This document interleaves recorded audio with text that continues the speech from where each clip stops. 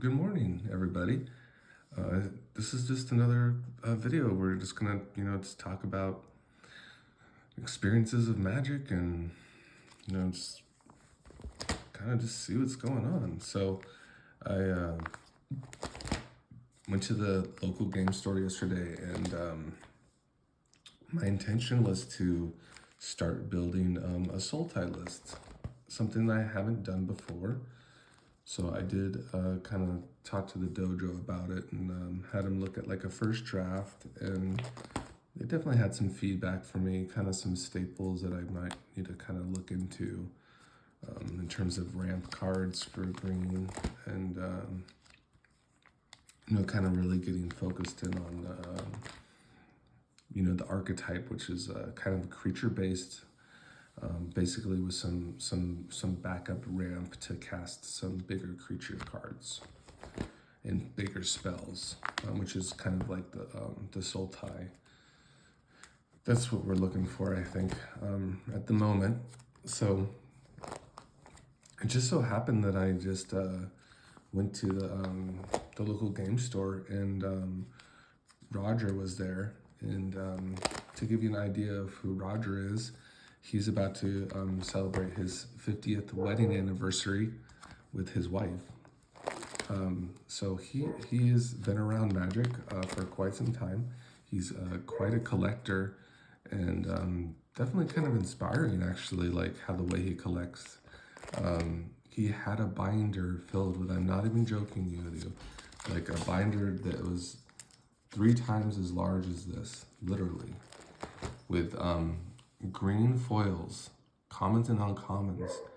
And I will show you today. I have some really awesome pickups. He looked through my binder, and he's very accommodating. He found some stuff that he wanted, and we ended up able to work up on a trade.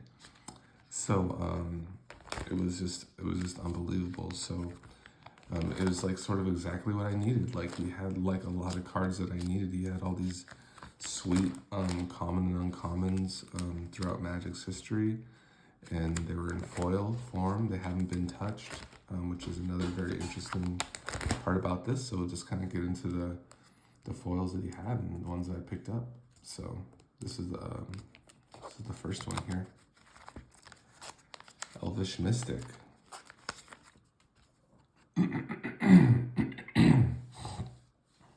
So Elvish Mystic is just a 1 mana, 1/1.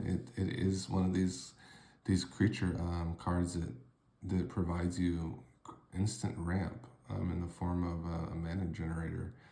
And for 1 mana, for instance, on your second turn, if you hit your land on turn 2, you can have 3 mana available and really hit that 3 mana spot, which is really, really where you want to be.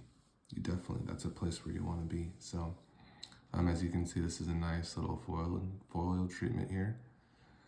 So it was really sick. So this is Elvish Mystic. All of these were picked up at the store, Commander Games Las Vegas. What a store. That's on, it is on Jones and Desert Inn. If you're ever in the Vegas area, I highly recommend it. They have great players there, and they have great product. Okay, so here's just, this is from the store itself. I got a great deal on this. It was like $11. Birds of Paradise. Here's Finhorn Elves. Just a nice little Ice Age. This was also from the store. This is just like another mana dork. So, like Elvish Mystic. So it's just like kind of redundancy that we need. We definitely want these cards on turn 1.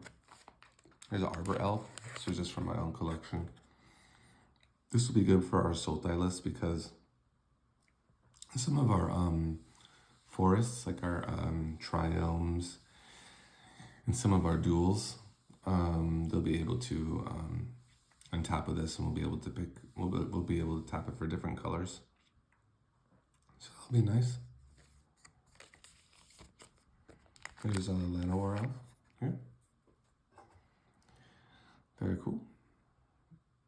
Also just adds 1 forest to our mana pool. Again, it's 1 mana green. for my own collection. So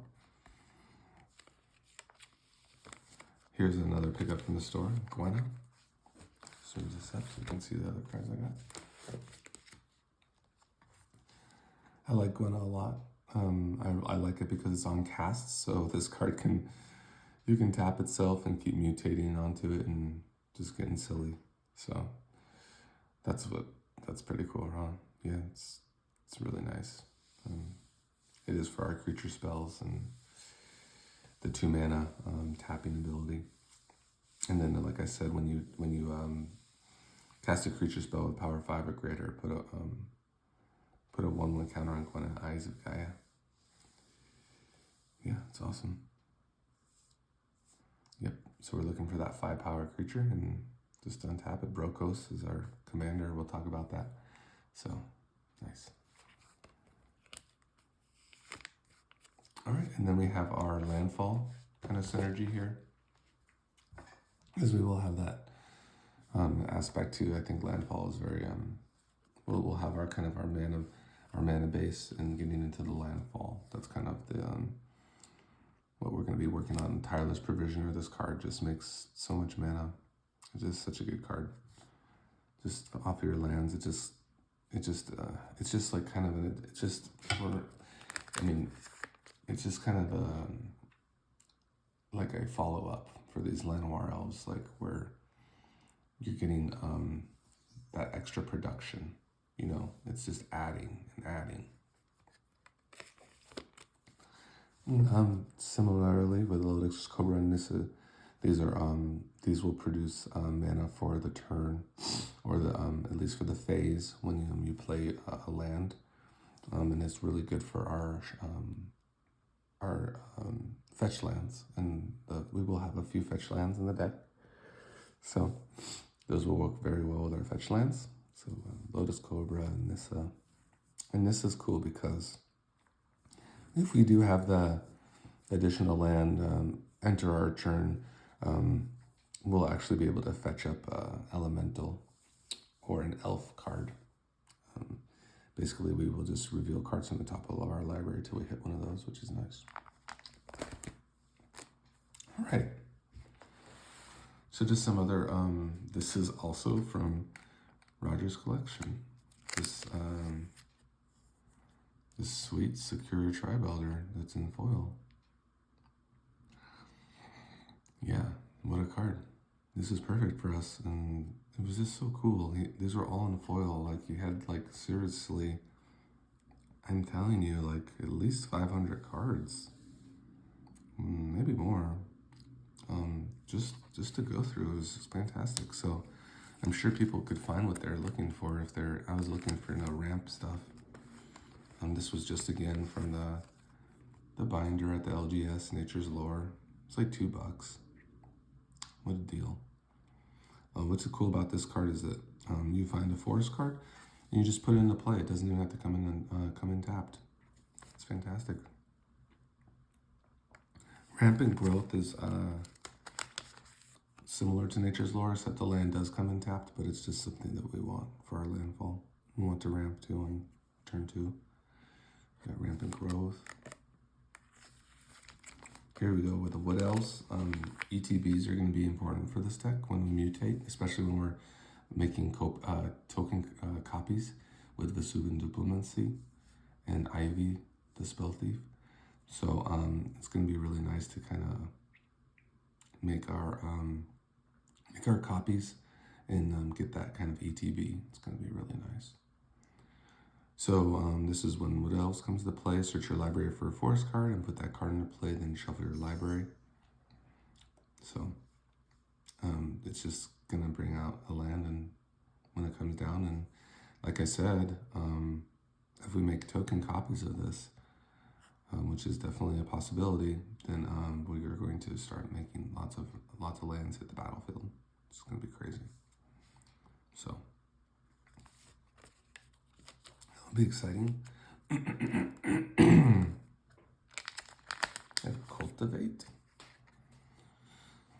So for Cultivate, search your library for up to 2 basic land cards, reveal those cards, put one onto the battlefield tapped, another into your hand, then shuffle your library. Again, this is another sweet foil. Let's see from M11.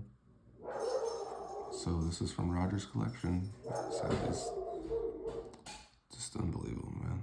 It was such a cool day. What a day. Then Haro here. This is probably the most expensive one I got from him. I think this is like a $30 card from the particular set it's from. You can see it's quite an old card. But yeah, we'll definitely be utilizing this as well for our landfall. It's susceptible to counters, but everything's fine. I'm pretty cool with this card. I think I like it a lot. And it's instant speed if we need to play around anything, really. So, very cool. Haro.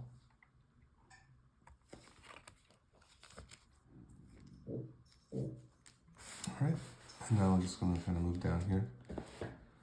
This is, for now, this is our kind of last little ramp card here. Invasion of Zendikar. This is a new battle, so it's something new to try.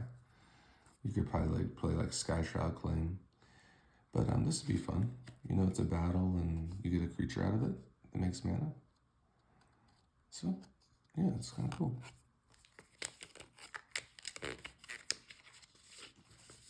And then we have, these are more of our landfall enablers / just keeps our movement going. So we have Augur of Autumn and Oracle of Modiah.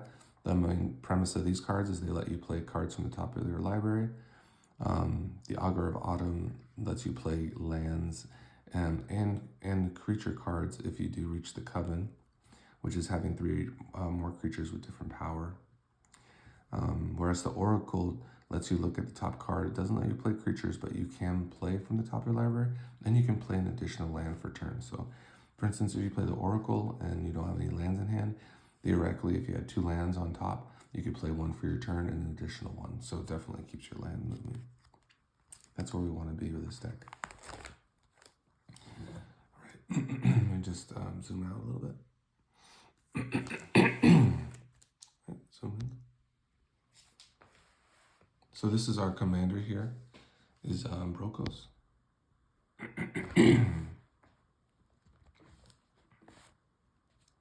And Brokos is a big baddie, man. What can I say? This guy is a nuts. So we're definitely going to be wanting to, you know, probably play this card out in some circumstances just for its casting cost, 5 to make a 6/6 trampler. If it gets removed, what's nice, I can just put it into the graveyard and just mutate from there. It's fantastic. It's just like a great card for this deck. Very versatile. And we're going to be definitely putting in cards like Momentous Fall and Greater Good. We're definitely be wanting to build that graveyard because we do have some ways to kind of get our graveyard, you know, working for our advantage. So Brokos is going to definitely fill that role for us and kind of give us that free mutate, or at least that mutate potential at any moment, really. That's what we want, is to be able to be really threatening that mutate. And on the terms of a mutate, it's on like a medium scale, like for what you get. I don't think it's too like, you know, it's too worrisome. So we're very excited about this. This is our commander, Brokos.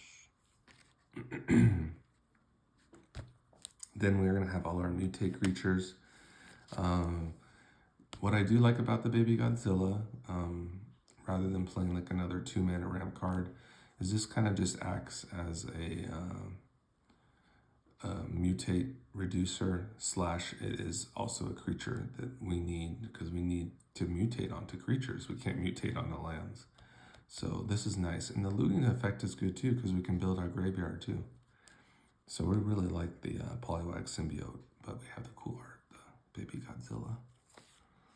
Trumpeting Gnar, I'd probably say, like, you know, you do get the token, the beast token, which is nice when it does get mutated, and it does have a nice low casting cost. I'm not a fan of this mutate cost though for this particular card. I'm not very fond of it at all. So we'll see how that card goes. Now, this is probably our one of our MVPs here, if not one of the best cards to mutate with is the Migratory Greathorn. It has a very low casting cost, and when it mutates, we get to put a basic land card onto the battlefield. So it's pretty wild. Insatiable Homophage is going to be good in Commander because we're going to be draining. If we do mutate onto creature cards, we might just be able to finish the game with that one particular card. I really like Gem Razor too. This thing can get really crazy with Ivy because of when you're mutating onto another creature and then mutate onto Ivy as well, then you're getting all these, you're getting like basically you're getting a 4/4 flyer out of the deal because Gem Razor is going to plop on the Ivy and you're going to be just destroying all these enchantments. You're going to get all those enchantment triggers to destroy enchantment or artifacts. So Gem Razor is just insane. And the mutate is pretty decent. It's 1 colorless, 2 forests. So we're all set there. All right, so why Parcel Beast? Well, Parcel Beast is actually a good mutate card because it is just green and blue. That's a very low mutate cost. So this is going to be a very dependable card to mutate onto things and get those mutate triggers.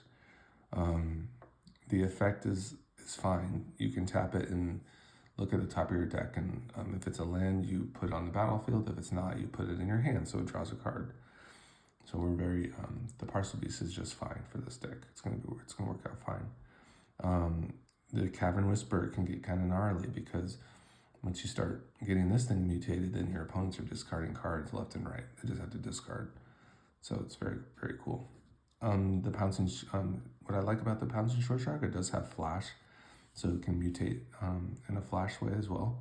And once it does mutate, it can bounce creatures back to their owner's hands. All right, moving on. So we have really the Megazord here is the Auspicious Starks. And when this card mutates, it has a higher casting cost, mutate 5 and a green.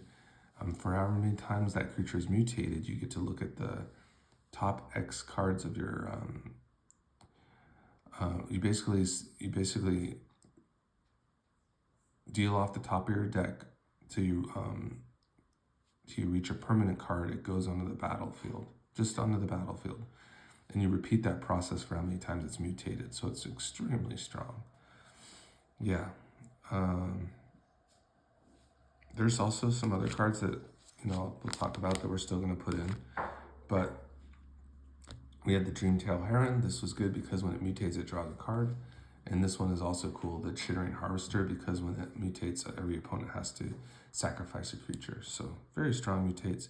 There's 2 other mutate cards. There's that are not included in Ikoria that I'll have to look for. But they're very cool as well. They have the ability to take from ones like I think the Leech. Then I also have the Dirge Bat that I would like to get in the art treatment too. And then there's also a Sultai mutate card that helps us get stuff from our graveyard. So there's be 3 more mutate cards that we're going to include. Then we just have some shapeshifters here. We have this is just our good stuff like graveyard, shapeshifting, just a big baddie here. The Elder Gargaroth will help us kind of stay alive and keep us in the game, and it would be great to make copies of this. It would be fantastic. And then, of course, then we have our other ETB baddie over here, the Titan of Industry. So we're looking to kind of get wild with that. And Jingataxis. This is just going to be like a creature that potentially we could cast if we needed to, or also just play off of Emergent Ultimatum, which would be nice too. And then the game would probably be over from there if they couldn't remove it. All right, and now we have some nice little value graveyard here. So I just kind of organized it like this. We have Old Rusting. He's a nice 3-drop. He's gonna mill cards from our deck. If we mill that land, we're gonna get that treasure. But for this deck, it would be nice to hit like an insect too, because we can mutate onto that too.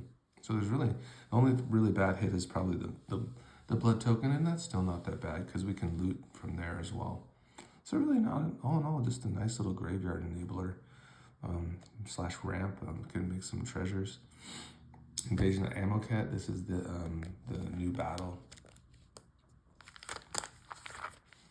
from March of the Machine, and this is a very cool.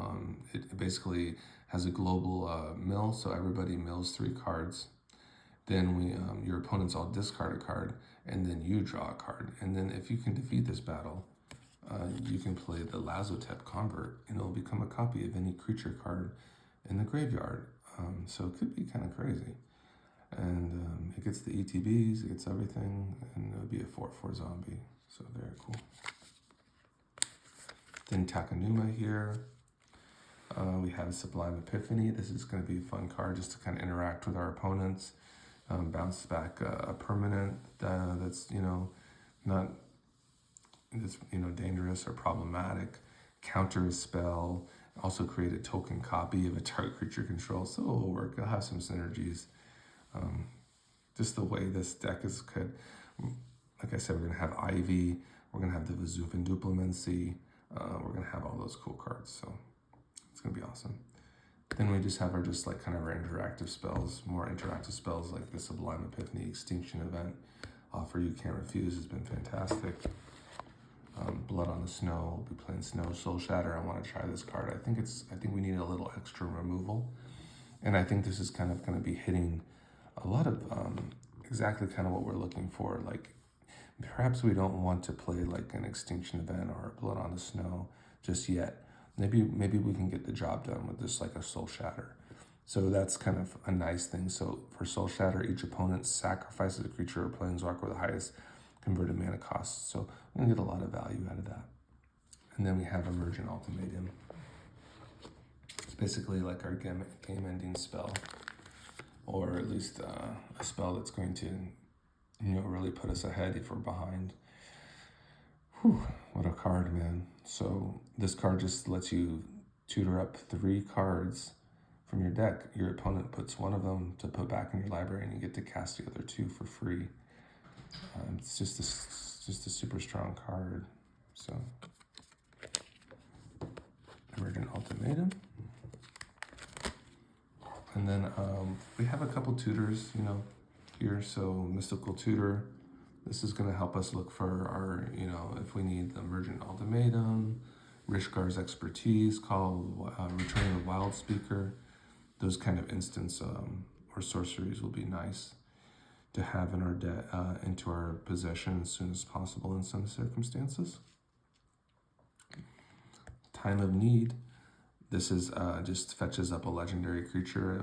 Probably we're going to be like in most circumstances looking for Ivy, because Ivy is just a great legendary creature. It does so well with Mutate and just gets all those copying effects going double time. So very strong. This is what I have in my collection is Grim Tutor.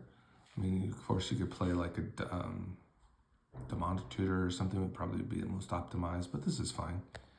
Grim Tutor there, and then we're coming into our artifacts. Swiftsuit Boots, Essex Chariot. This also copies tokens, so it's going to be really nice in this deck. And then the Great Henge, of course.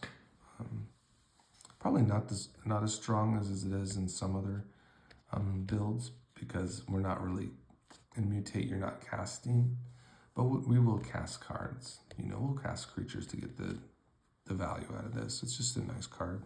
Gives us a little extra ramp. Very versatile. And then there's some of the lands that we have so far. Of course, we're going to be playing the Zago Triome. Just have a couple of pathways. This is just for my collection so far. So, of course, we're still building it. Still building the deck. So we have our snow lands here. Have a couple pain lands. We have a fetch land that we picked up in Misty Rainforest. We have some of the man lands here, which are going to be fun. And then a Fabled Passage. And then we have the Return of the Wild Speaker. But yeah, so that's the video, everybody. So this is just a kind of an introduction into the Sultai list, and it's definitely coming together. It's definitely looking like it's going to be kind of fun. So just have to get some more cards here and there. But yeah, like you can see in my visit from the card store was fantastic. I basically got all of these cards and all these cards, and it was just awesome. Did some awesome trading, did some awesome buying, and that was it. Have a great day.